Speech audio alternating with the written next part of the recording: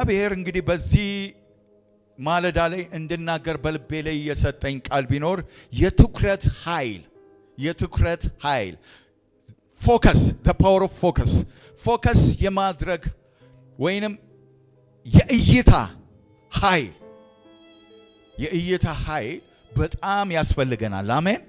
አንድ ክርስቲያን ፎከስ ከሌለው ወዳጆቼ የሚሄድበትን አያውቅም።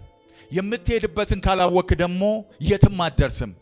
የምትደርሰው መሃል አውላላ መንገድ ላይ ነው። ዴስቲኒ የሌለው ሰው ትሆናለህ። ስለዚህ አንድ ክርስቲያን ትኩረት ካለው መድረሻውን ያውቃል። አሜን። ዴስቲኒውን ያውቃል። ፎከስ ያለው ሰው የሚያደርገውን ያውቃል። ስለዚህ እግዚአብሔር መንፈስ ለዚህ ቤተሰብ ለዚህ ቸርች ዛሬ እንድናገር ልቤ ላይ ያስቀመጠው ነገር ቢኖር ፎከስ አድርጉ እያለ ነው። መንፈስ ቅዱስ ፎከስ። አሜን።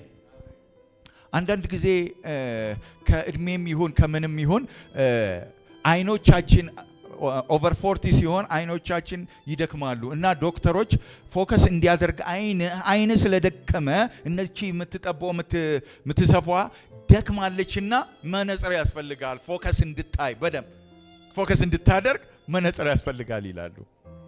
እውነታቸውን ነው ወዳጆቼ። ፎከስ በጣም አቅም አለው። መኪና እየነዳችሁ ፎከስ ከሌላችሁ ሰውን አይታችሁ ወይ ዝም ብሎ ሊመስላችሁ ይችላል።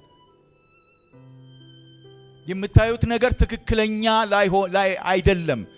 ፎከስ ከሌለው እውነተኛ ትክክለኛ ፎከስ ካላችሁ ግን አጥርታችሁ ታያላችሁ። አጥርቶ ማየት ወዳጆቼ የአንድ ክርስቲያን ግዴታው ነው። መጽሐፍ ቅዱስ በጣም ያስገድደናል። አጥርተን እንድናይ፣ ፎከስ እንድናደርግ፣ ትኩረት እንድናደርግ። አሜን። ትኩረት ያለው ሰው ድል ከሱ ጋር ነው። ትኩረት ኃይል። ስለዚህ ወዳጆቼ ትኩረት ኃይል አለው። ትኩረት አቅም አለው። ትኩረት ተጽዕኖ የመፍጠር ብቃት አለው። ስለዚህ ትኩረትን መንፈስ ቅዱስ አጽንቶ የሚናገርበት ሐሳብ ዕብራውያን ምዕራፍ 12:2 ላይ አውጥተን እንመለከታለን። መንፈስ ቅዱስ በዚህ ጥቅስ ላይ እንድናገር ልቤ ላይ ያስቀምጦታል። ይሄን ቃል እናገራለሁ። እንደዚህ ይላል ዕብራውያን ምዕራፍ 12:2 ከአንድ ጀምሮ እናንብበው። ከአንድ ጀምሮ እንግዲህ እነዚህን የሚያህሉ ምስክሮች እንደ ደመና በዙሪያችን ካሉልን እኛ ደግሞ ሸክምን ሁሉ ቶሎም የሚከበንን ኃጢአት አስወግደን የእምነታችንን ራስና ፈጻሚውን ኢየሱስን ተመልክተን በፊታችን ያለውን ሩጫ በትዕግስት እንሩጥ። እርሱ ነውርን ንቆ በፊቱም ስላለው ደስታ በመስቀል ታግሶ በእግዚአብሔር ዙፋን ቀኝ ተቀምጧልና ይላል። ሃሌሉያ አሜን። ምን ይላል? የእምነታችንን ራስና ፈጻሚውን ኢየሱስን ተመልክተን የእምነታችንን ጀማሪና ፈጻሚ የሆነውን ኢየሱስን ተመልክተን እሱ የእምነታችን ጀማሪ ነው፣ የእምነታችን ፈጻሚ ነው። ስለዚህ እሱን ተመልክተን እሱን ፎከስ አድርገን ሌላ ነገር አይደለም፣ በክርስቶስ ላይ ፎከስ አድርገን ሩጫችንን እንሩጥ። የእምነትን ሩጫ እንሩጥ። አሸናፊነት በሕይወታችን ይሆናል። የእምነት ጀማሪና ፈጻሚ የሆነውን ክርስቶስን ማዕከል አድርገን ክርስቶስን ትኩረቱ ያደረገ ሰው በምንም ሁኔታ አይከስርም። በምንም ሁኔታ አይከስርም። በጤና አይከስርም። በትዳሩ አይከስርም። በየትኛውም አቅጣጫ ላይ ኪሳራ አያገኘውም። ትርፋማ ነው። ትርፋማነትን ህይወት በህይወታችሁ እንድትለማመዱ ካስፈለጋችሁ ክርስቶስ ላይ ትኩረት አድርጉ። በክርስቶስ ላይ ትኩረት ያደረገ ሰው አይወድቅም፣ አይሰናከልም። ከኃይል ወደ ኃይል፣ ከክብር ወደ ክብር ይሻገራል። ኪሳራ በህይወቱ ላይ አያገኘውም። ብዙዎች ሲከስሩ እሱ በድል ይሻገራል። እሱ በትርፍ ይሻገራል፣ በፍሬያማነት ይሻገራል። ስለዚህ ወዳጆቼ ላለመክሰር፣ በህይወት ላለመክሰር ክርስቶስ ላይ ትኩረት እናደርግ። ክርስቶስ ላይ ትኩረት እናድርግ። በሕይወታችሁ ላይ ትኩረት ያደረጋችሁት ነገር ይወስነዋልና። ትኩረት ማለት አይናችንን ከዓላማችን ወይ ከግባችን ላይ አለማንሳት ማለት ነው። ፈጽሞ እግዚአብሔር ከሰጠን ያ ከክርስቶስ ላይ ከሚታየው በፊታችን ካለው ከተሳለልን ጳውሎስ የተናገረው በፊታችሁ ክርስቶስ ተስሎ ነበረ፣ ምን አዚም ተደረገባችሁ? ያጠፋባችሁ ምንድን ነው አለ? በፊታችን የተሳለው ክርስቶስ ዛሬም እርሱ ግባችን ነው፣ እሱ ዓላማችን ነው። ስለዚህ ወዳጆቼ ከዓላማችን ወዲህ አለማለት ትክክለኛ ትኩረት ልብህን ከእግዚአብሔር ጥሪ ጋር አጣብቆ መያዝ ነው። ትኩረት ማለት መዘናጋት በመጣ ጊዜ፣ ፈተና በመጣ ጊዜ፣ ተቃውሞ በመጣ ጊዜ እንኳን በእግዚአብሔር ዓላማ ላይ ጸንቶ መቆም ትኩረታችንን እግዚአብሔር ይረዳናል። ባተኮር ነው። በነውጥ በመጣ ጊዜ፣ በዙሪያችን የትኛውም አይነት አስቸጋሪ ነገር በመጣ ጊዜ ትኩረታችን በክርስቶስ ላይ ከሆነ ውጤታማ ነን። ስለዚህ ውጤታማ ህይወት ለመምራት አይኖቻችን በክርስቶስ ላይ እናድርግ። ፈተና ሲመጣ፣ ተቃውሞ ሲመጣ፣ አስቸጋሪ ነገሮች ሲመጡ አንናወጥም፣ እንጸናለን። ስለዚህ በመጽሐፍ ቅዱስ ውስጥ ብዙ የእምነት አባቶች ተነስተዋል። ትኩረታቸው በእግዚአብሔር በሰጣቸው ስራ፣ እግዚአብሔር ባሳየላቸው፣ እግዚአብሔር በነገራቸው በዛ ላይ ትኩረት ከማድረጋቸው የተነሳ ፈጽመዋል። እግዚአብሔር የሰጣቸውን ስራ አጠናቀዋል። ዛሬም እንድታጠናቅቁ እግዚአብሔር በእናንተ ውስጥ ያስቀመጠውን ዓላማ እንድትጨርሱና ወደ ግብ እንድትደርሱ ወዳጆቼ ፎከስ አድርጉ። ፎከስ ይኑራችሁ። ትኩረት የሌለበት ህይወት መድረሻ የሌለበት መንገድ ነው። ቅድም እንደተናገርኩት ነው። አንድ ሰው ወደ አንድ ከተማ ለመሄድ ፈልጎ የት እንደሚደርስ ግብና ዓላማ ከሌለው ወዳጆቼ በሄደበት ስፍራ ላይ ሊወርድ ይችላል። በደረሰበት ስፍራ ላይ ሊደርስ ይችላል። ስለዚህ አንድ ሰው የሚሄድበትን ስፍራ ካወቀ፣ የሚደርስበትን ስፍራ ካወቀ አይናወጥም፣ ተስፋ አይቆርጥም። ስለዚህ ትኩረታችን ዴስቲኒያችንን ያሳየናል። ወደ ዴስቲኒያችን ይመራናል። እግዚአብሔር ወደ ሰጠን ዴስቲኒ ያደርሰናል። ስለዚህ ወዳጆቼ ትኩረት አድርጉ። አሜን። ትኩረታችን አይሰረቅ። ዛሬ በምድራችን ላይ የክርስቲያን ትልቁ ጦርነት የትኩረት ጦርነት ነው። ትኩረት ጠላት ትልቁ ስትራቴጂው ትኩረታችንን መውሰድ ነው። ትኩረት እንዳይኖረን ማድረግ ነው። በተለያዩ በሚያስቱ ነገሮች በእግዚአብሔር ላይ ትኩረት እንዳናደርግ የተለያዩ ውዥንብሮችን ይፈጥራል። ፎከስ እንዳታረጉ። ስለዚህ እናንተ በዚህ ውስጥ የምታዩትን የምታውቁትን ጌታን ፎከስ ካደረጋችሁ የጠላትን ማጭበርበር አያታልላችሁም፣ ወደፊት ትሄዳላችሁ። አሜን።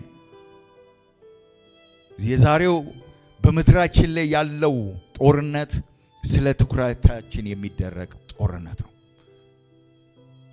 ትኩረታችን የምናስመልሰው ዘመን ቢኖር በዚህ ሰዓት ላይ ነው። ትኩረታችንን ሚዲያው ወስዶታል።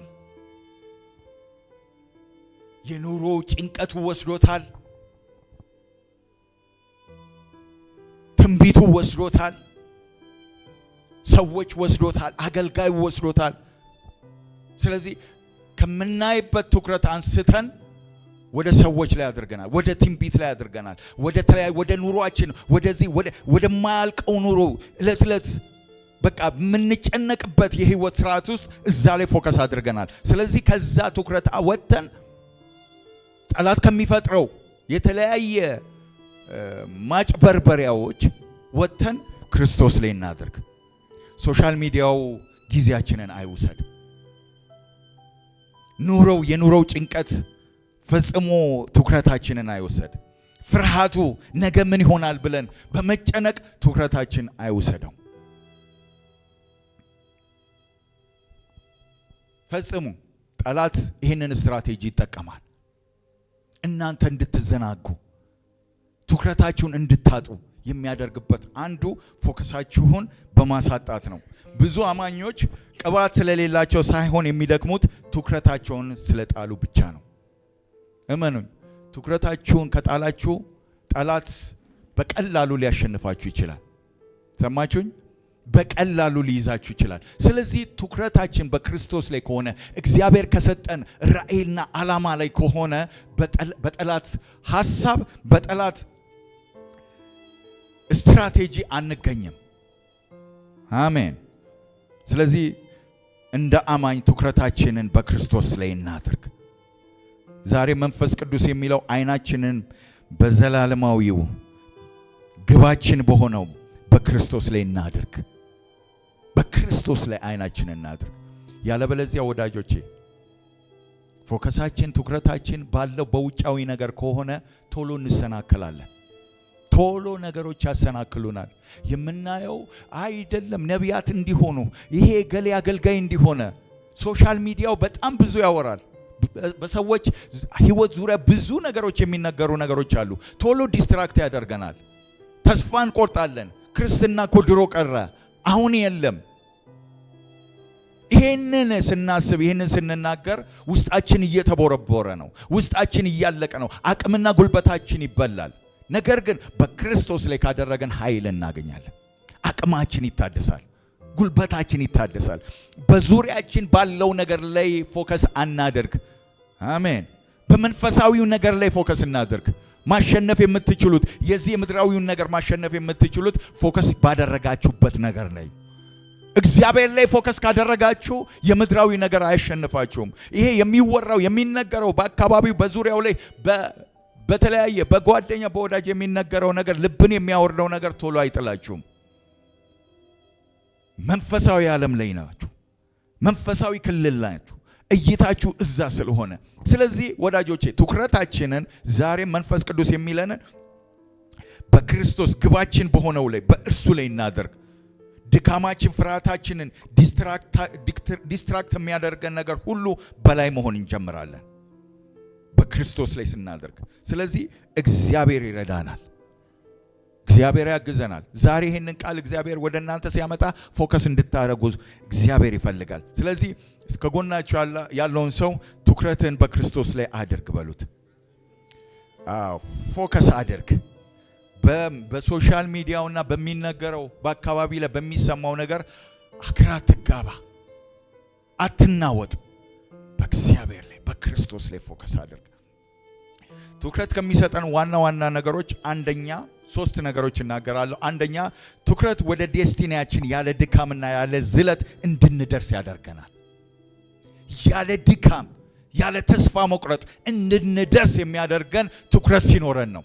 ትኩረታችንን ካጣን ግን ወዳጆቼ ቶሎ ዲስትራክትድ መሆን እንጀምራለን። ቶሎ መዝለፍለፍ እንጀምራለን። እግዚአብሔር ወደ ዴስቲኒያችንን አሳይቶን ግባችንን አሳይቶን ነገር ግን ያን ግብ ካየን በኋላ ወደዛ ግብ እንዳንደርስ ቶሎ እንደክማለን።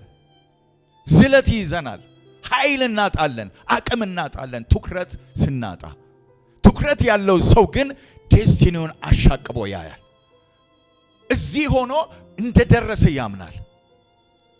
ስለዚህ ወዳጆቼ ትኩረት ያለው ሰው ወደ ዴስቲኒው ያለ ድካም ያለ ዝለት እንዲደርስ ያደርገዋል። ምሳሌ ምዕራፍ 4:25 እስከ 27 እንደዚህ ይላል። ዓይኖችህ አቅንተው ይዩ፣ ሽፋሽፍቶችህም በቀጥታ ይመልከቱ። የእግርህን መንገድ አቅና፣ አካሄድም ሁሉ ይጽና። ወደ ቀኝም ወደ ግራም አትበል፣ እግርህንም ከክፉ መልስ ይላል። አሜን። ዓይኖችህን አቅንተው ይዩ፣ ሽፋሽፍቶችህም በቀጥታ ይመልከቱ። ወደ ግራና ወደ ቀኝ አትበል። ፎከስ ይኑር። ተመልከት። ዓይኖችህን ግለጥ። የምተኛበት ጊዜ አይደለም። የምታንቀላፋበት ጊዜ አይደለም። የምታይበት ጊዜ ነው። አሁን ከመቼውም ጊዜ ይልቅ ነቅተህ የምትጠብቅበት ጊዜ ነው። ሲዝኑ ይሄ ሲዝን የክርስቶስ መምጫ ሲዝን፣ ኢየሱስ የሚመጣበት ሲዝን ነው። ወዳጆች ራሳችሁን የምታዘጋጁበት እንጂ የምተኙበት ጊዜ አይደለም። ዓይኖቻችሁን የምትከፍቱበት ጊዜ ነው። ከመቼውም ጊዜ ይልቅ የምትዘጋጁበት ጊዜ ነው። አይኖችን አቅንተው ይዩ ይላል። አታንቀላፋ፣ አይኖችን ክፈት። ግራ መጋባት ውስጥ አትግባ። እግዚአብሔር አይኖችን ወደፊት እንዲያይ ብቻ ይፈልጋል። አሜን። እግዚአብሔር የሚፈልገው አይኖቻችንን ወደፊት እግዚአብሔር ወደ ሰጠን ወደ አሳየን ወደዛ ወደ ግባችን እንድንመለከት ይፈልጋል። አይኖች አቅንተው ይዩ ሲል አርቀ ተመልከት፣ ፎከስ አድርግ፣ ተመልከት። ርቀት የቅርቡን ብቻ አትመልከት፣ አርቀ ተመልከት። ነገ ሌላ ዓለም ወደ እግዚአብሔር መንፈሳዊ ዓለም እንዳለ ተመልከት። የዛሬውን የአሁኑን ብቻ ነገር አትመልከት እያለ ነው። ሃሌሉያ። ስለዚህ ወዳጆቼ አርቀን እንመልከት። የእግዚአብሔርን መንግስት የእግዚአብሔርን ሐሳብ እንመልከት። አንድ ምሳሌ አለ፣ ብዙ ጊዜ እዚህ ቦታ ላይ ጠቅሰዋለሁ። የአህያና የንስር ልዩነት። አህያ እስከ ቅርብ ነው የሚመለከተው፣ ንስር ግን ከ5 ኪሎ ሜትር ርቀት መመልከት ይችላል። ልዩነታቸው ይሄ ነው። አህያ የቅርበቱን ነው የሚያየው፣ እዚች በቅርብ ያለችውን እይታ ነው የሚያየው። ንስር ግን ከርቀት ይመለከታል። ያ አንዴ ካየ ደግሞ ዲስትራክትድ አይሆንም። ያየውን ነገር እስከሚይዝ ድረስ ፎከስ ያደርጋል። ክርስቲያን ወዳጆቼ የንስር ህይወት ነው እንዲኖረው እግዚአብሔር የሚፈልገው። የንስር ህይወት የአሸናፊነት ህይወት ነው። የንስር ህይወት የድል ነሽነት ህይወት ነው። የንስር ህይወት። ስለዚህ ዛሬ እያልኩ ያለሁት የንስር እይታ ይኑራችሁ። እንደ አህያ በአቅራቢያዋን ብቻ እንደምታይ እንደዛ አትመልከቱ። ንስር ግን ከፍ ብላ ትበራለች፣ ከብዙ ኪሎ ሜትር ርቀት ታያለች። ኢላማዋን ካየች በኋላ አይኗን ከሱ ላይ አታነሳም። ዲስትራክት የሚያደርጋት ነገር የለም። አንድ ጥንቸል ካየች ምድር ላይ የምትንቀሳቀስ ከ5 ኪሎ ሜትር በላይ ርቀት ካየች ያንን ጥንቸል ፎከስ አድርጋ እስከምትይዘው ድረስ ትወርዳለች። ስለዚህ ወዳጆቼ እኛም እንደ ንስር እንድንመለከት እግዚአብሔር ይፈልጋል። ዛሬ እግዚአብሔር ይህን እያላችሁ ነው። እንደ ንስር ተመልከቱ እንጂ እንደ አህያ አትመልከቱ። አህያ የሚያየው ዛሬውን ነው። ዛሬ ምን ተፈጠረ ነው። በዙሪያው ያለውን ነገር ነው። የኑሮ ውድነቱን ነው፣ ጫናውን ነው፣ ያለውን ነገር ነው የሚያየው። የከበደውን ነገር ነው። ዛሬ ማየት ያለብን ወዳጆቼ የከበረውን በፊታችን ያለውን እንመልከት። ከፍ ያለውን ነገር የከበረውን ነገር እንመልከት።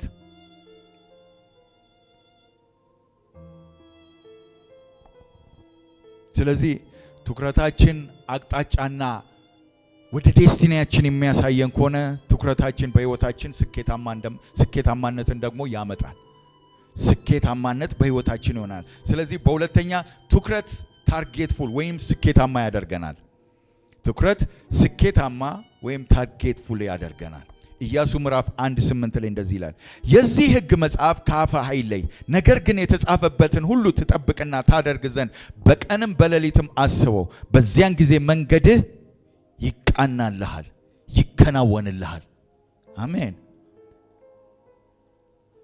የዚህን መጽሐፍ ከአፍህ አይለይ። መጽሐፉ ላይ ቃሉ ላይ ፎከስ አድርግ። ቃሉን ስታሰላስል ፎከስ ሲኖርህ በቃሉ በእግዚአብሔር ቃል ላይ ፎከስ ስታደርግ ህይወትህ የተቃና ይሆናል። ስኬታማ ትሆናለህ። ኪሳራ በቤትህ አይሆንም። ውድቀት በቤትህ አይሆንም። በሽታ በኑሮ ላይ አይሆንም። ብዙ ስኬታማ ሰዎች ፎከስ ያላቸው ሰዎች ናቸው። በዚህ በምድራዊም ቢሆን ታርጌትፉል ናቸው። ያዩትን ነገር እስከሚሆኑ ድረስ አይተውም፣ አይለቁም። ስለዚህ ኢያሱም በኔቸሩ ታርጌትፉል ነበረ። ከሙሴ ጋር አብሮ ከጅማሬ ጀምሮ እስከ ፍጻሜ ድረስ እግዚአብሔር በሚመራው መንገድ ሁሉ እየተከተለ የጸና ሰው ነበር። እግዚአብሔር ይህንን አይቷል። እግዚአብሔር ህይወቱን አይቷል። ከእግዚአብሔር ድንኳን ውስጥ አይለይም ነበረ። ፎከስ ነበረው። እግዚአብሔር የተናገረውን ቃል ያስብ ያሰላስል ነበረ። ወተትና ማር ወደምታፈልቀው ምድር ትገባላችሁ የሚለው ቃል በልቡ ላይ ነበረ። የተፈጠረው በምድረ በዳ ላይ የተፈጠረው የትኛውም አይነት ቻሌንጅ አልበገረውም። ለምን? ፎከስ ነበረው። እግዚአብሔር የተናገረውን ቃል ይዞ ነበረ። ከእግዚአብሔር ቃል ጋር ወጥቶ ነበረ። ስለዚህ ወዳጆቼ ዲስትራክት የሚያደርግ ነገር ሲመጣ ግራ አልተጋባም። እግዚአብሔር የተናገረውን ቃል ያስባል፣ ያሰላስላል። ስለዚህ ዛሬም እንዲሳካላችሁ እንዲቃናላችሁ እግዚአብሔር የተናገራችሁ የተስፋ ቃል ላይ እንድትደርሱ ወዳጆቼ ፎከስ አድርጉ። የእግዚአብሔር ቃል ላይ ፎከስ አድርጉ። አሜን። ፎከስ ያለው ሰው አይሸነፍም። ፎከስ ያለው ሰው አይናወጥም። በቃሉ ላይ ፎከስ አድርግ። ፎከስ የሌለው ሰው ሐሳቡ እንደተበታተነ ነው።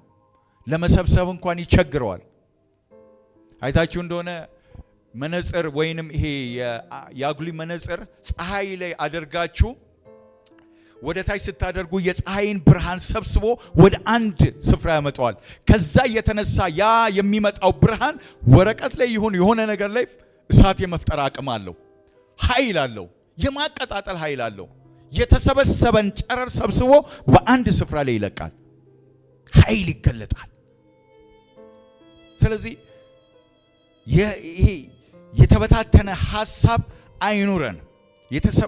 የተበታተነ ዓላማ ወይንም እቅድ አይኑረን። አንድ ግብ፣ አንድ ሐሳብ፣ አንድ ዓላማ ይኑረን። እግዚአብሔር ያየልንን እናገኛለን።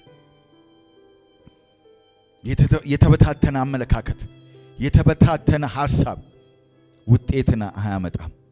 ውጤታማ ለመሆን ወዳጆቼ ትኩረት ያለበት እይታ ይኖረን። ትኩረት ያለበት እይታ የድል ህይወትን ያጎናጽፈናል። ስለዚህ በድል ህይወት ለመጎናጸፍ ትኩረታችንን እግዚአብሔር በሰጠን እግዚአብሔር በተናገረን ቃል ላይ እናድርግ። ስለዚህ ወዳጆቼ የስኬታማናት ህይወት ማለት ጦርነት የሌለበት ህይወት ማለት አይደለም። ትግል አለ፣ ቻሌንጅ አለ። ነገር ግን ድሉ ላይ ማሸነፍ ነው። ትኩረታችሁ ድሉ ላይ ይሁን።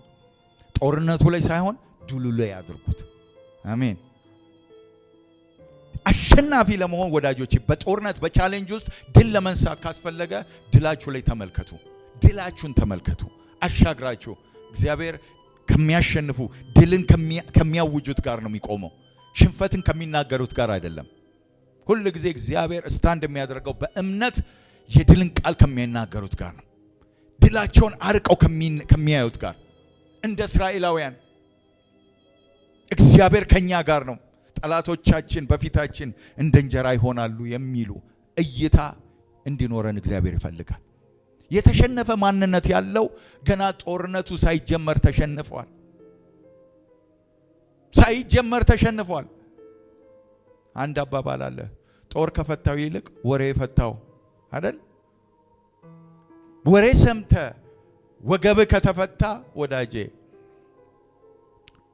መጨረሻ ሽንፈት ነው። ስለዚህ የእግዚአብሔር ቃል የሚለን ድላችሁን አስቡ፣ ፍጻሜያችሁን አስቡ፣ ክብር አለ እያለ ነው። አሜን። ወደዛ ክብር በቃ የምትወርሱትን ክብር ተመልከቱ። እንደነ ካሌብና ኢያሱ መጨረሻችሁን ወተትና ማር ወደምታፈልቀው ምድር በእምነት ተመልከቱ። የትኛውም አይነት ዲስትራክሽን ሲመጣ ግራ አያጋባችሁም፣ ተስፋ አትቆርጡም፣ ጸንታችሁ ትቆማላችሁ። አሜን። ጸንቶ ለመቆም ወዳጆቼ መጨረሻችሁን ይሁ፣ ድላችሁን አሻግራችሁ ይሁ። አሜን። በሶስተኛ ትኩረት ቻሌንጅን ወይም ጠላትን ለማሸነፍ ኃይል ይሰጥሃል። በቻሌንጅ ላይ እንድትረማመድ ያደርጋል። ቻሌንጁ ላይ ከፍ ብለህ እንድትበር ያደርጋል። ቻሌንጁ እንዲስብ እንዲውጥ ሳይሆን በከፍታ እንድትሄድ ከቻሌንጁ በላይ እንድትራመድ ያደርጋል። ትኩረት ያለው ሰው አይዋጥም። ጦርነት ሲነሳ ቻሌንጅ ሲመጣ አይዋጥም፣ ከፍ ብሎ ይበራል በከፍታ። አሜን። አትያዝም። አንደኛ ሳሙኤል ምዕራፍ 17:45 ይላል፣ አንተ በሰይፍና በጦር ትመጣብኛለህ፣ እኔ ግን በእስራኤል ሰራዊት አምላክ በሆነው በኃያሉ ጌታ ስም እመጣብሃለሁ አለ። ሃሌሉያ! ይሄ ቃል በጣም ፓወርፉል ነው። አንተ ባለክ ነገር፣ አንተ በሰለጠንከው፣ አንተ በተቀበልከው አለኝ በምትለው ነገር መጥተሃል። እውነት ነው። የሰለጠነውም የተማረውም በጦርና በሰይፍ ነው፣ ሌላ ነገር አይደለም። እኔ ግን በአምላኬ በእግዚአብሔር በማቀው እሱ ባሰለጠነኝ በእርሱ ስም እመጣብሃለሁ። እግዚአብሔር ላይ ነው ፎከሱ ወዳጆቼ። ጦርነቱ አይደለም እሱ የሱን ቦዘር ያደረገው ወይ ያሳሰበው ነገር እንዴት አድርጌ መተዋለሁ እንዴት። እግዚአብሔር ላይ ነው ፎከሱ ወዳጆቼ። ፎከሳችሁ እግዚአብሔር ላይ ከሆነ በአንድ ጠጠር ጠላታችሁን ትገለብጣላችሁ። ያ ነው ዳዊት ስትራቴጂው የገባው እንጂ የጎልያድ ትልቅነት ትንሽነት አይደለም። እስራኤላውያን ቁጭ ብለው ሲመለከቱ የጎልያድ ጩኸት ንግግር 40 ቀን ሙሉ አደከማቸው ይላል። እሱ በወጣ ጊዜ እየሮጡ ይሸሸጉ ነበር ይላል። ዳዊት ግን ሲመጣ ሲያየው የተመለከተው እግዚአብሔር ድል ሲሰጠው ነው። እግዚአብሔር እንዲያሸንፍ ሲረዳው ነው። ትልቅ የሚገለበጥ አሜን ድል እንዳለ ነው ያየው። በእጁ ላይ የሚሆን ነገር እንዳለ ነው ያየው። ለዛ እኮ ነው ለሳኦል ሲነግረው አምላኬ እግዚአብሔር በጎችን ስጠብቅ አንበሳ ይመጣ ነበር፣ ድብ ይመጣ ነበር፣ ከአንበሳና ከድብ ውስጥ አስጥላቸው ነበር አለ። እግዚአብሔር ላይ ነው ፎከሴ፣ እግዚአብሔር ላይ ነው እግዚአብሔርን ነው የምመለከተው፣ ከኔ ጋር ያለውን ነው የማየው አለ። ወዳጆቼ ከናንተ ጋር ያለውን ተመልከቱ። የድልን ህይወት ትጎናጸፋላችሁ። የትኛውም ጃይንት የሆነ ቢነሳ አሸናፊ ናችሁ እንጂ ተሸናፊ አይደላችሁም። የድል ህይወት በህይወታችሁ ላይ እለት እለት ይሆናል። የድልን ህይወት እለት እለት ትለማመዳላችሁ። ምክንያቱም ከናንተ ጋር ያለው ከዓለም ካለው ይበልጣል። ካንቺ ጋር ያለው ከዓለም ካለው ይበልጣል። እግዚአብሔር በድል ህይወት ያሻግራችኋል። ፎከሳችሁ ወዳጆቼ የሚወራው ወሬ ላይ አይሁን፣ የሚነገረው ንግግር ላይ አይደለም። ዳዊት የሰማው ነገር ነበረ። ጎልያድ የሚባል ይህንን ያህል ክንድ 6 ክንድ የሚሆን የሚይዘው ጋሻ የሚይዘው ጦር በጣም ብዙ ነገር አጉልተው ነገሩት። ወዳጄ ፎከሱ እዛ ላይ አይደለም። አንዳንድ ሰው ዲስትራክትድ ይሆናል በሚሰማው ነገር። ስለዚህ በምትሰማው ነገር ሳይሆን ካንተ ጋር ያለውን እሱን ፎከስ አድርግ። እግዚአብሔር ከኔ ጋር ነው በል። ካለው ነገር ሁሉ በላይ ነው እግዚአብሔር። አምላኬ እግዚአብሔር ኃይለኛ ነው። ይሄን መናገር ስትጀምር ወዳጄ የሰው ንግግር፣ በዙሪያ የሚነገረው ንግግር፣ ኔጌቲቭ የሆነው ንግግር ይሄማ አይሆንም፣ አሁን ኑሮ አትችሎም፣ ያሁኑ ኑሮ አትቀምሰውም፣ የቤት ክራይ ወዴትም አያደርስም፣ በቃ ደጅ ላይ ልታድር ነው፣ ወሆነ ነገር ልትሆን ነው፣ ምትበላው ልታጣ ነው፣ መድረሻ የለህም። ከሆነው ነገር የተነሳ የሚወራው ነገር በጣም ብዙ ነው። ግን አማኝ ከኔ ጋር ያለው ከዓለም ካለው ይበልጣል። አማኝ እንደዚህ ነው የሚለው፣ እግዚአብሔር ከኔ ጋር ነው። አሜን። ከነሱ ጋር ካለው ይልቅ ከኔ ጋር ያለው ኃይለኛ ነው። ወዳጆቼ ከናንተ ጋር ያለው ኃይለኛ ነው። ሰማይና ምድርን የሰራ እግዚአብሔር ነው። ነገርን መቀየር የሚችል እግዚአብሔር ነው። ውዝነ ሰከንድ ነገሮችን መለወጥ የሚችል እግዚአብሔር። ላንተ ቻሌንጅ የሆነው የሚመስልን ነገር እግዚአብሔር በሰከንድ ውስጥ ይቀይረዋል፣ መለወጥ ይችላል። ኢኮኖሚው በእጁ ነው። አሜን። ኢኮኖሚው በእጁ ነው። በአንተ አይን የገዘፈው ያ አይቻልም ያልከው ነገር እግዚአብሔር ሲመጣ ወዳጄ ላንተ ቀላል ይሆናል፣ ያቀለዋል። በአንተ አይን ነው የከበደ ነገር ግን በእግዚአብሔር አይን ቀላል ነው። ይህም በእግዚአብሔር አይን ቀላል ነው ማለት እንችላለን ወዳጆች። ይህም በእግዚአብሔር አይን ቀላል ነው። ነገሩ ትልቅ ይመስላል፣ ነገር ግን በእግዚአብሔር ፊት ቀላል ነው። ይሄ ተራራ በዘሩባቤል ፊት ደልዳላ ሜዳ ይሆናል። እመኑኝ፣ የትኛውም ተራራ በፊት ይቆም፣ እግዚአብሔር ካንተ ጋር ይኖር ብቻ ደልዳላ ሜዳ ይሆናል። ስም የተሰጠው ተራራ፣ አቅም ያለው ተራራ፣ ብዙ ሰዎች የተሸነፉበት ተራራ አንተ ጋር ሲደርስ ደልዳላ ሜዳ ይሆናል። ስለዚህ ወዳጆቼ ፎከሳችን እግዚአብሔር፣ አሸናፊው እግዚአብሔር ከኛ ጋር እንዳለ ማመን መጀመር መቻል አለብን። እንጂ በሆነው በፊታችን ባለው ጎልያድ ላይ አይሆን፣ በለበሰው ልብስ አይሆን፣ በሆነው ነገር አይሆን፣ በያዘው ነገር በእግዚአብሔር ይሆን። ያን ጊዜ ድል ለእናንተ ይሆናል። በትንሽ ነገር ማሸነፍ ትጀምራላችሁ። በትንሽ ነገር ጠላታችሁን ትመታላችሁ። የከበዳችሁን ነገር መጣል ትጀምራላችሁ። ክብር ለኢየሱስ ይሁን። ስለዚህ እግዚአብሔርን ፎከስ ያደረገ ሰው አይወድቅም።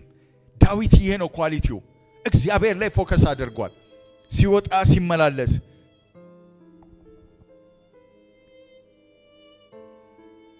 የምታተኩሩበት ነገር ህይወታችሁን ይገዛል። እግዚአብሔር ላይ ትኩረት ካደረጋችሁ እግዚአብሔር ህይወታችሁን ይገዛል። የምታተኩሩበት ጊዜ የምትወስዱበት ነገር ሁሉ ህይወታችሁን ይቆጣጠራል እያልኩ ነው። የስንፍና ንግግር ባለበት ስፍራ የምትውል ከሆነ ያ የስንፍና ንግግር ይቆጣጠራል። ሰነፍ ሆነ ትቀመጣለህ። እጅግር እያለ ተሳስረ ትቀመጣለህ።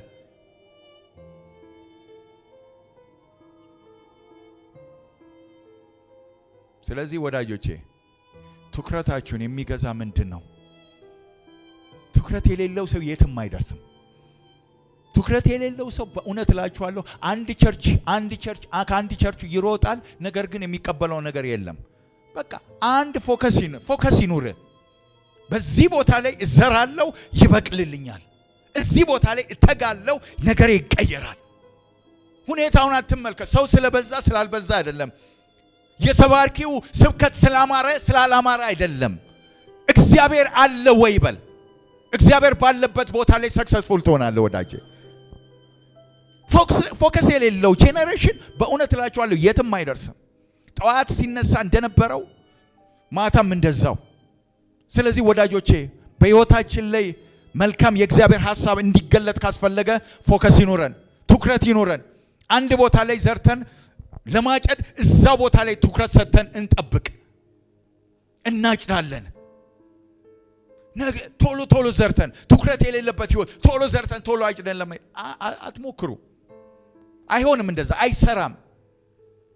ፎከስ አድርጋችሁ በአንድ ነገር ላይ አይቻለሁ፣ እዚህ ቦታ ላይ ይሄ ነገር ላይ ስኬት አለ ብላችሁ ያዙ። እግዚአብሔርም ይባርካችኋል።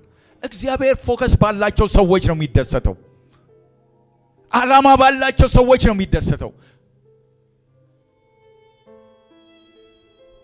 ስለዚህ ችግር ላይ ትኩረት ካደረጋችሁ ችግሩ ይበረታል እንጂ አያንስም። ሁል ጊዜ ስለ ችግር የምታወሩ ከሆነ ችግሩ እየበረታ ይሄዳል። ነገር ግን እንደ እግዚአብሔር ልብ በቃ እግዚአብሔር እንደሚላችሁ በውስጣችሁ መንፈስ ቅዱስ እንደሚናገራችሁ አንተ ከችግሩ በላይ ነህ፣ አንተ ከማዕበሉ በላይ እንደሚላችሁ ያንን ተቀበሉ። አሜን። ከማዕበሉ በላይ ትራመዳላችሁ። ስለዚህ ፎከሳችን በመናተኩርበት ትኩረታችን በመናተኩርበት ነገር ላይ ህይወታችንን ይገዛዋል።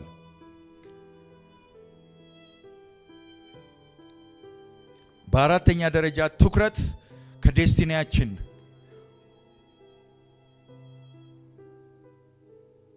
በላይ ያቆመናል። ከዲስትራክሽን በላይ ያቆመናል። ትኩረት ያለው ሰው ከዲስትራክሽን በላይ መቆም ይችላል። ዲስትራክሽን ባለበት ስፍራ ወዳጆች፣ አሁን ቅድም እንደተናገርኩት ነው። ዲስትራክሽን ባለበት፣ ጥፋት ባለበት፣ ማዕበል ባለበት ስፍራ ላይ በላይ ሆኖ መራመድ ይችላል። ማቴዎስ ምዕራፍ 14 29 እንደዚህ ይላል እስከ 30 ከ29 እስከ 30 እንደዚህ ይላል። እርሱም ና አለው። ጴጥሮስን ነው በማዕበሉ ላይ ስላለው ሙሉን እንዳላነብ ባጭሩ ሊሄድ ብዬ ነው። እርሱም ና አለው። ጴጥሮስም ከታንኳይቱ ወርዶ ወደ ኢየሱስ ሊደርስ በውሃው ላይ ሄደ። ምን የሚለውን ሰምቶ ና። አሜን። ና የሚለውን ቃል ሰማ። ጴጥሮስም ከታንኳይቱ ወርዶ ወደ ኢየሱስ ሊደርስ በውሃው ላይ ሄደ። ብዙ ጊዜ ሰጠመ የሚለውን ነገር ነው እኛ የምናየው በኔጌቲቭ። ተራምዷል እኮ በውሃው ላይ ወዳጆቼ። ጴጥሮስ በውሃው ላይ ሄዷል። የሄደበት ደግሞ በውሃው ላይ እንዲሄድ ያደረገው ደግሞ ትኩረቱ በምን ላይ ነበር? ና በሚለው በጌታ ቃል ላይ ነበር። ነገር ግን ይላል የነፋሱን ኃይል አይቶ ፈራ። ምኑን አይቶ? የነፋሱን ኃይል አይቶ ፈራ። ሊሰጥምን በጀመረ ጊዜ ጌታ ሆይ አድነኝ ብሎ ጮኸ። የጌታን ቃል ሰማ፣ ጌታን ተመለከተ፣ ከጀልባው ወጣ፣ ተራመደ። ነገር ግን ምንን አየ ይላል? ነፋሱን አየ። ፎከስ አደረገ። ዲስትራክሽንን ተመለከተ። ወዳጆቼ ዲስትራክሽኑ ላይ አትመልከቱ፣ ክርስቶስ ላይ ፎከስ እናደርግ። ፎከስ ያደረገ ሰው አይሰጥምም። አሜን አሜን። ፎከስ ያደረግከው ክርስቶስ ከሆነ አትሰጥምም። የኑሮ ውድነት አያሰጥምህም። በሽታ አያሰጥምህም። ቻሌንጁ አያሰጥምህም። ከፍ ከፍ ትላለህ። ሃሌሉያ። እያያዛችሁኝ ነው?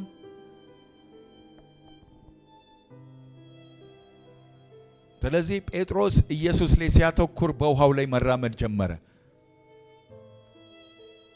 በማይቻለው ነገር ላይ መራመድ ጀመረ። በሚከብደው ነገር ላይ መራመድ ጀመረ። ሰው ማድረግ በማይችለው ነገር ላይ ማድረግ ጀመረ። ወዳጆቼ ተአምራት በሕይወታችሁ ላይ የሚጀምረው በክርስቶስ ላይ ፎከስ ስታደርጉ ነው። ክርስቶስ ላይ ፎከስ አድርጉ። በሕይወታችሁ ከተአምራት ወደ ተአምራት ትሄዳላችሁ። ሕይወታችሁ የተአምራት ይሆናል። አሜን። ወደ ማዕበሉ ግን ሲመለከት መስጠም ጀመረ። አትመልከት ማዕበል፣ ሁኔታውን፣ ዲስትራክሽኑን አትመልከት። ክርስቶስ ላይ ፎከስ አድርግ። ስለዚህ ዛሬ ብዙ ሰዎች የሚያሰምጣቸውን ነገር ነው የሚመለከቱ። በዙሪያቸው የሚያሰምጣቸው በቃ ማዕበሉን ያያሉ፣ ወጀቡን ያያሉ፣ ውሃውን ያያሉ። ይሄ ውሃ እኮ በቃ ሪሰርች ይሰሩበታል።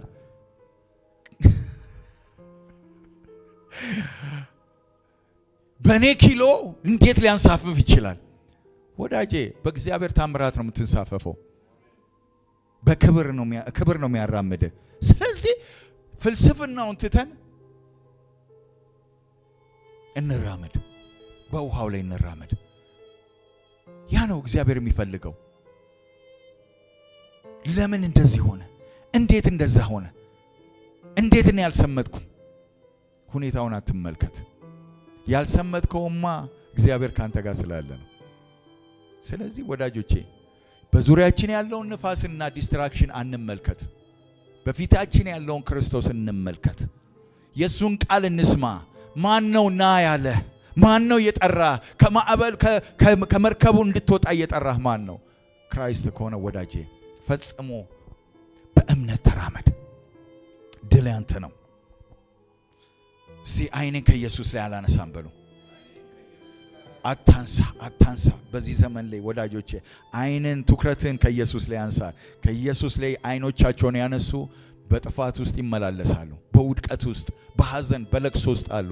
ስለዚህ ከዛ ለመውጣት አይናችንን በክርስቶስ ላይ እናድርግ። በመጨረሻም እንድትይዙልኝ የምፈልገው ነጥቦች፣ ንስር ሁሌ ወደ ኢላማው የሚደርሰው በትኩረቱ ነው። ምክንያቱም እይታውን